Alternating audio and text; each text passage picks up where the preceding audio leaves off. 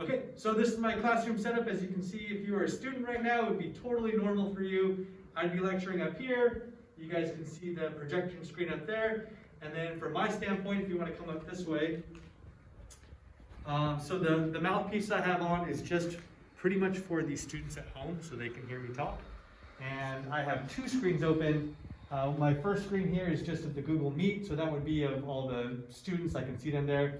The second screen is what I have presented up there, so not really necessarily, it's the tab that I'm presenting. So as I'm writing, I can kind of keep an eye on what I'm doing there, as well as see my students. And that's the setup. Okay, so the way that I typically run a school day in my classroom is through teacher-led instruction. So my students will have a packet of notes at their desk, and then I will have be at the front with a document camera. So if that's the way that you run your classroom, this setup might be for you. So here we go.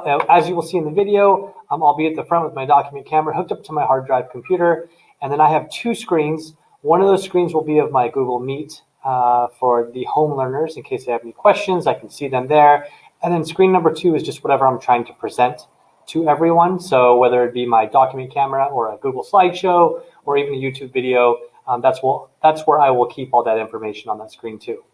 Now I need a second device because I have a projector in my classroom. Some of you guys have TVs, which would negate the need for that second device.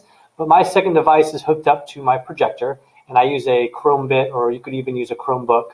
And then what I would do is I log in as a secondary student, and that would just kind of show whatever I'm trying to present to my at-home learners. So I'd also present it to my in-class learners, and they can see it there.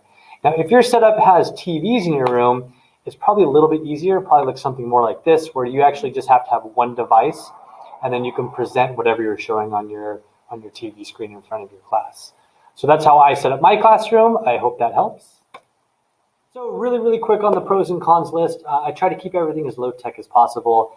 So having the Chromebooks closed in class for my in-class students actually helped for a couple of reasons. One, helped them keep their focus. They didn't have a second screen distracting them. And it also eliminated that feedback loop that might happen. But on the flip side of that, then the students weren't able to interact with one another. So if I wanted to do a group discussion, I'd have to have those Chromebooks back opened up.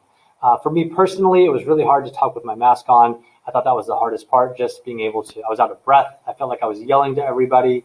And then also the wireless mic is nice because it gave me flexibility, but the camera did not. So I felt a little bit anchored to where I was. I couldn't really go up to the projection screen or go to my dry erase board and show the class something because the students at home couldn't see that. So that's what I found in my class. I hope it helps you with yours.